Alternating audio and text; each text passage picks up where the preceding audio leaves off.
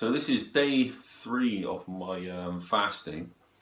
So far is quite good. I usually expect day 3 to be the absolute worst, because it seems to be when you get the most withdrawals, maybe headaches. You know, if you weren't living too pure before you start fasting, then yeah, you will get quite strong headaches. And you know, day 3 you will be almost climbing the walls in search of food, you know, really craving it. I haven't been too bad myself. I did actually get a slight bit of a craving for food at 4:30, so about an hour before I was due my food, so that's not bad, considering I hadn't eaten from the night before. And you know, I dealt with this by just just ignoring it, and in my head I was just telling myself that it's okay, you know, I feel full. You know, things like this, you can lie to yourself and you actually bring those feelings into existence. You focus on things and you tend to you can't stand it anymore. So you know, following last night, I done my usual protocol this morning with the lemon tea, with a full organic lemon squeezed into it, sort of lemon and ginger tea. I had a tiny bit of honey this morning because I found that I ran out of energy at about 2:30. Well, today I probably ran out of energy about the same time, about 3 o'clock. I did up my porridge last night, which is this organic porridge oats, essential porridge oats. I don't know if you can see that, but you can get this from Earth Fare in Glastonbury, and or I suppose any Earth Fare shop. But I buy it by the 5 kilogram bag. Just because you can put it into smaller plastic containers, it keeps for quite a while. So that's the one that I particularly use, and you don't want too much of that put in before the coconut milk, because it will swell up and it will bloat you out. So you know, I have found that when I got to food tonight, I had a little bit of potato, had some broccoli, some carrots, and I had 2 yogurts, you know, the organic yogurts that I was showing you the other day. And I seem to feel quite bloated now. I ate an apple about 20 minutes ago, and it's really bloated me out, which I'm surprised at, because I didn't have that much to eat really, considering I haven't eaten for a whole 20 hours. My stomach's obviously shrank a bit, which is good news. I wanted to add as well a bit about distilled water. So a lot of people complain about the taste of distilled water, and you know, the fact that it just don't taste very nice. Well, obviously, if you're going to have it straight, what I find to take away the funny taste that you can get after you've actually distilled it, is to put it in a fridge in a glass bottle overnight. So I picked up, find the bottle. So these bottles here are just £1 to buy, you know, in most supermarkets or whatever, and you can put it in these. They hold 1 litre, and you can put it in that overnight, and you know, keep topping them up. If it's just you having distilled water, you can actually just keep 2 bottles on the go and keep topping them up from the distiller. One of the problems with having distilled water, because there's always pros and cons to everything we do, is that the distilled water, not only does it get the chemicals removed, and believe me, the bottom of the distiller is terrible. If you see what's in each 4 litres of water that you distill, what's left in there, the cloudy mess and the horrible smell when you take the lid off, that's not just minerals in there. That's a horrible mess of chemicals. And that's why I do it, because I couldn't stand to think that I'm drinking 4 litres of normal tap water a day, and you know, putting that amount of chemicals and that horrible smell into me every day. So I have that, but one of the downfalls is obviously not only does it take out the probably harmful chemicals, but it also removes all the good minerals and all the good parts of the water itself. Sort of kills it off in a way. I've yet to afford the exact water purification system that I want here, but you know, I will be fitting that sometime the end of this year. So yeah, if you do that, just put it in the fridge overnight. Set your fridge a little bit colder than you would normally have it. When you take it out, I tell you, it's very addictive. If you drank distilled water from the fridge for 2 weeks, and then you had a glass of tap water randomly in between, you would almost feel like it's creamy. Your tongue would almost feel quite horrible. It's like you're drinking almost an oil. It really is that much of a difference. So that's one of the tricks that you can do. One thing I did notice about day 3 today is I've been getting, slightly yesterday, but really more so today, very cold feet. Now, normally you just think, okay, so you've got cold feet, you're not eating regular, so your body's energy is down, it's taking maybe that heat away from the extremities and putting it into your core temperature to keep it regulated. And yeah, that's true. That's one of the reasons that you'll get cold feet. But what actually alerted me to something else was the fact that I started to bite my nails again. So yesterday I was biting my nails a little bit. Today I bit them quite a lot while I was driving to and from work. And as soon as I started doing that, and I realised, hang on a minute, I'm biting my skin and my nails, you know, you're sort of chewing on it, you realise that you're actually deficient in minerals. So this is one of the really strong telltale signs. If you always suffer from cold feet, then basically you just need to get yourself some fulvic minerals put into you very gradually. So what I did tonight is I got some fulvic minerals ordered online, so they should come from Ancient Purity pretty soon. I find that their stuff pretty much the best on most things for purity. If you really want to pay that little bit extra to guarantee that there really is no trace elements in there, then they're the best site. But you know, I've got the fulvic minerals ordered. I realised as soon as I started biting my nails and I thought about the cold feet and everything else, I realised that I actually ran out of fulvic minerals in December, and it didn't alert me to it until I've seen the telltale signs in my body. So obviously what I did have was wearing off. I'm having the distilled water, so I'm low on minerals.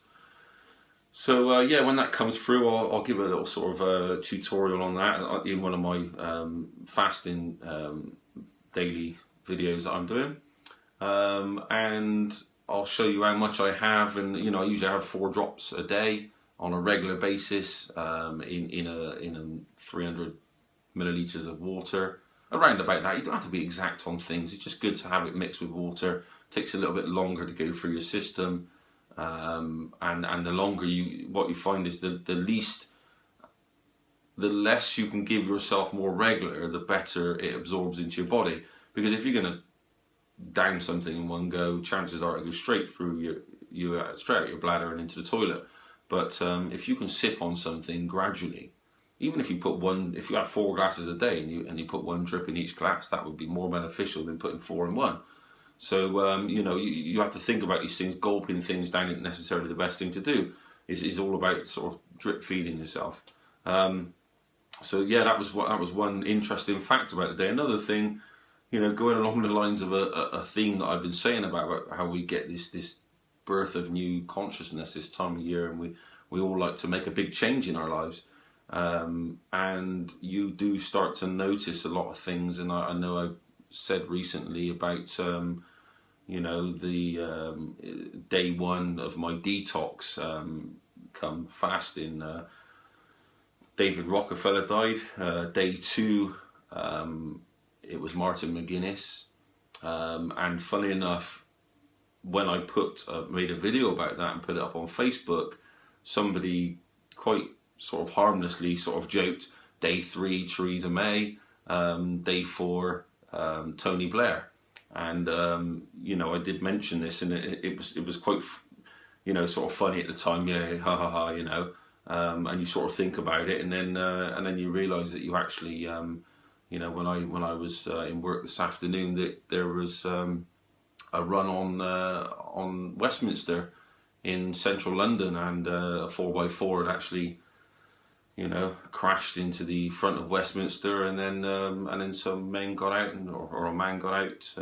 Not too clear on it all yet, and he was shot on his way inside Westminster. So, you know, you put these things out. You seem to connect, and you put these things out into the ether, or the ether feeds you. You're part of the mass consciousness, and you just know something's going to go on. To top that off as well, I did I did write a status on Facebook, which anybody can see, just the same as this Theresa May, Tony Blair comment that was put on yesterday before all this happened. It would be quite funny if it come out that he was, you know, this person was trying to get to a member of Parliament, i.e., you know, Theresa May or something. But you know, it's what you find is that you sort of connect when you're living a bit more pure. You're not so foggy in the mind. You do connect a lot more. And I found that I woke up very emotional this morning, extremely. I mean, I do put that down to fasting as well. That is one side effect. But then a good friend pointed out to me that you know, perhaps this, because I actually was in tears. It was good. You know, I felt okay. I didn't feel sad. I just felt very, very aware and very alert and very tearful at the same time. And there was tears actually falling off my face. And I was like, God, I feel so alive at the moment. It was almost like an alive feeling. But then a good friend said to me, perhaps, you know, your tears, your being emotional and upset was in a way, you know, connecting to that, knowing that something's going to happen, things like that.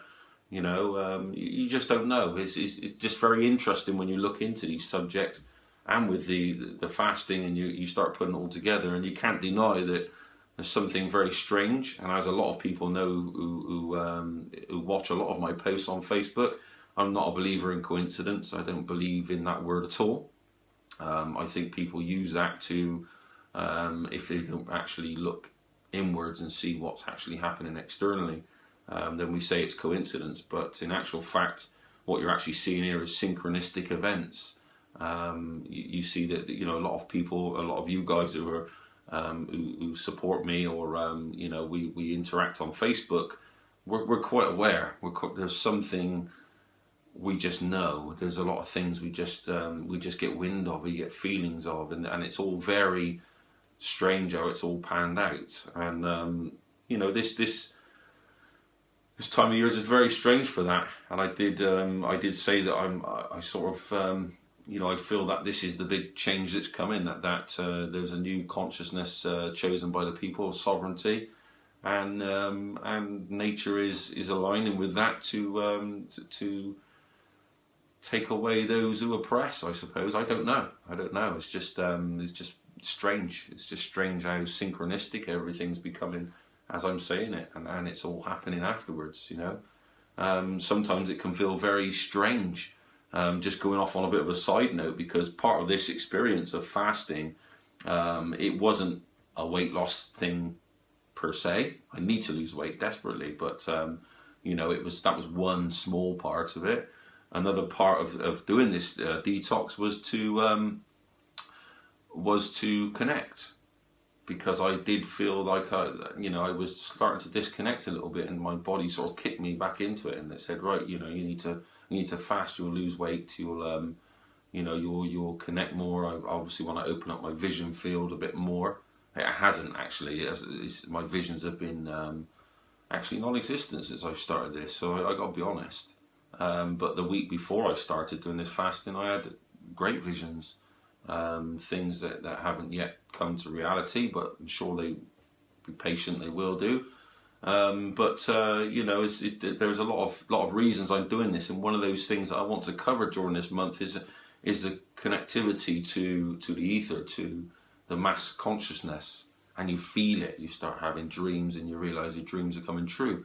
But the strange side effects of these of these things that you do, and I've had this a couple of times before, is you feel like, I feel like I'm talking to myself. I feel like when I sort of joke around and I interact and I say things and I think things, they're happening on the TV, they happen on the radio, and it's like million to one shot, and you think, why would they pick that particular article of that particular thing and then talk about that today, when I never thought that they would ever share something like that on anything like that.